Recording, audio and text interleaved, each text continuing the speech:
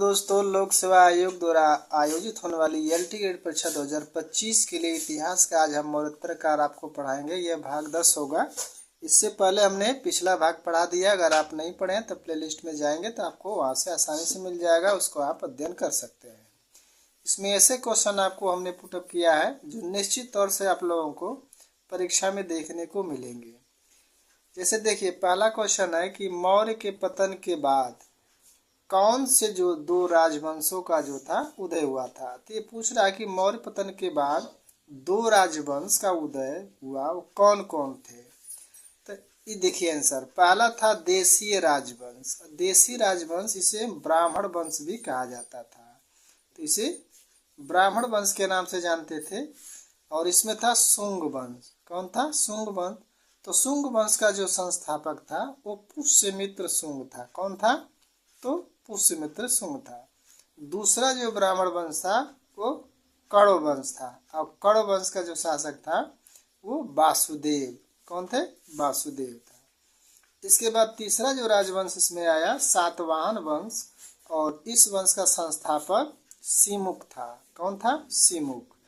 तो देशी राजवंश में जिसे ब्राह्मण वंश कहा गया, ये ऐसे वंश है जो मौर्योत्तर के बाद यानी कि मौर्य के पतन के बाद आए हुए।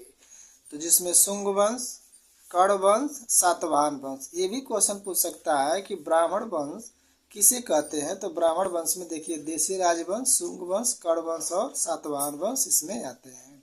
ठीक है। और दूसरा जो वंश आया था इसमें वो विदेशी राजवंश था। कौन था वो? विदेशी राजवंश था। तो विदेशी राजवंश में इसमें इंडो ग्रीक। कौन था? इंडो ग्रीक, शक, पहलव और कुषाण वंश। तो कुषाण वंश जो इसका शेष जो राजा था वो कनिष्क सबसे महान था, जिन्होंने 78 ईस्वी शक समोत चलाया हुआ था। तो विदेशी राजवंश में इंडो ग्रीक, शक, पल्लव, कुषाण वंश आए थे। और सातवाहन, अगर इसमें कहा जाए ब्राह्मण वंश में सबसे अधिक किसका शासन रहा था?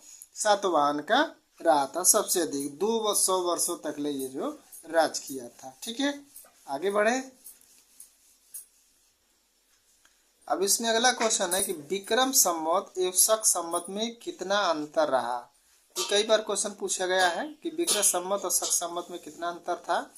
तो आंसर होगा इसका 135 वर्ष।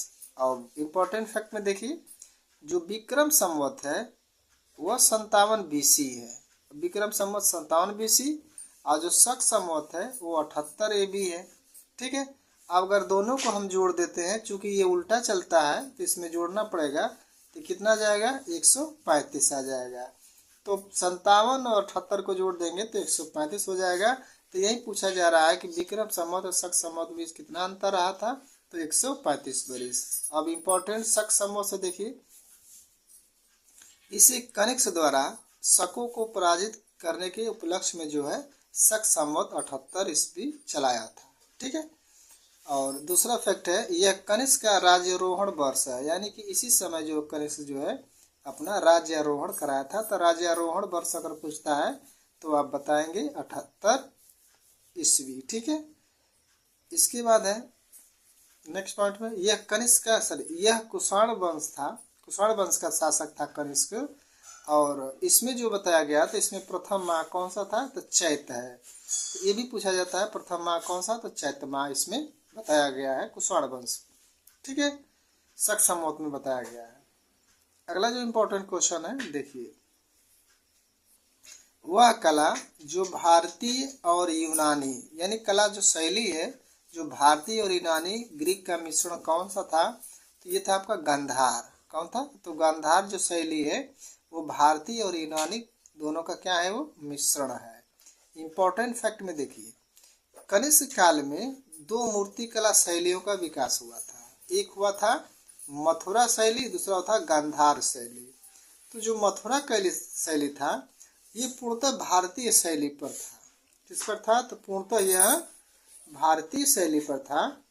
और जो गांधार शैली थी ये जो थी इंडो ग्रीक रोमन शैली थी। तो रोमन शैली गांधार शैली होगी, और जो मथुरा थी वो पूर्णतः भारतीय शैली थी।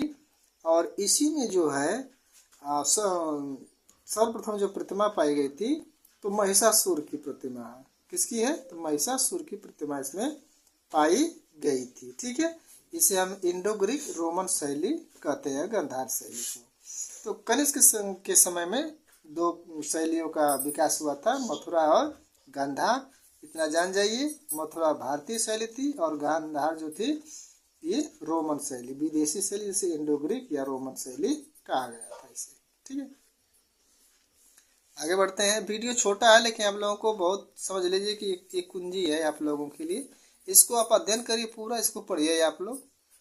अब देखिए इसमें दिया है कि बुद्ध को सर्वप्रथम मूर्ति पूजा किसके काल में शुरू हुई थी। तो जो बुद्ध की जो मूर्ति पूजा है, जिसे हम इसमें ईश्वर माना गया था, ईश्वर रूप दिया गया था, तो ये था कुषाण काल में। और कुषाण काल में किसके समय में? तो कनिष्क के समय में। तो कनिष्क के समय में सर्वप्रथम बुद्ध को मूर्ति पूजा के रूप में जाना जाता है। तो ये कनिष्क के समय में हुआ था, और अगर पूछता है किस काल में, तो कुषाण काल में। ठीक है, तो इससे क्वेश्चन बनते हैं। ठीक है, कुषाण काल में बुद्ध को ईश्वर रूप दिया गया था, और पहली बार जो है मूर्ति पूजा का उल्लेख यहीं से प्राप्त होता है। तो पहली बार मूर्ति पूजा का उल्लेख जो अगर पूछता है तो कुषाण काल, ठीक है, कनिष्क के समय ही हुआ था। अगला इंपॉर्टेंट क्वेश्चन आप देखिए, इसमें दिया है सिमुक किस वंश का संस्थापक था। अभी हमने ऊपर इसकी चर्चा किया है, यहाँ पर आप डिटेल देख लीजिए। जो सिमुक था वो सातवाहन वंश का था। किस वंश का था? सातवाहन वंश का था। अब इससे इम्पोर्टेंट फैक्ट है, इसका जो शासन काल रहा वो 30 BC से लेकर के 250 AD तक ले रहा है। सबसे अधिक जो है 200 वर्षों तक ले ये शासन किया था। और सातवाहन वंश अभी हमने बताया कि इसे ब्राह्मण वंश कहा जाता था, जो देशीय राजवंश था। तो मौर्योत्तर के पतन के बाद दो राजवंश आए थे, देशी राजवंश और विदेशी राजवंश। देशी राजवंश में शुंग वंश, कर्ण वंश और सातवाहन वंश। विदेशी में इंडो ग्रीक, पल्लव और कुषाण वंश, जिसकी चर्चा हमने ऊपर किया हुआ है। अब इसकी जो प्रारंभिक राजधानी थी वो प्रतिष्ठान थी, और बाद में जो है इसे अमरावती बनाया गया था। तो सातवाहनों की राजधानी प्रतिष्ठान, बाद में अमरावती। और सबसे लंबा समय 200 वर्ष तक ले ब्राह्मण वंश में किसी का रहा तो सातवाहन वंश का था। और इसे जो ऐतरेय और पुराणों में आंध्रवित्तीय कहा गया है। ठीक है, और ये भी आप याद रखिए कि इन्होंने जो दान में जो है भूमि दान जो है इन्होंने अपने समय में किया था, और शीशे के सिक्के चलवाए थे। तो सातवाहन जो है शीशे के सिक्के भी चलवाए थे, और भूमि में दान देने की प्रथा जो है सातवाहन से ही शुरू हुई थी। ठीक है, तो ये आप लोगों को छोटा सा वीडियो के माध्यम से आप देख रहे हैं हमारे यूट्यूब चैनल इंडिया अकेडमी 0.2 पर छोटे छोटे जो क्वेश्चन जो इम्पोर्टेंट है आपको हम भेज रहे हैं। तो इसका आप लोग अध्ययन करिए, और एक सीट जो है आप लोग पक्की कर लीजिए। ठीक है, क्योंकि ये जो क्वेश्चन है आपको GS में भी जो है आपको लाभ देगा। ठीक है, और जिनका सामाजिक विज्ञान में इतिहास है उनको तो कई बार इसको देख लेना चाहिए, ताकि ऐसे ही इसको क्या हो जाए, याद हो जाए। यहाँ तक देखने के लिए आप लोगों का बहुत बहुत धन्यवाद।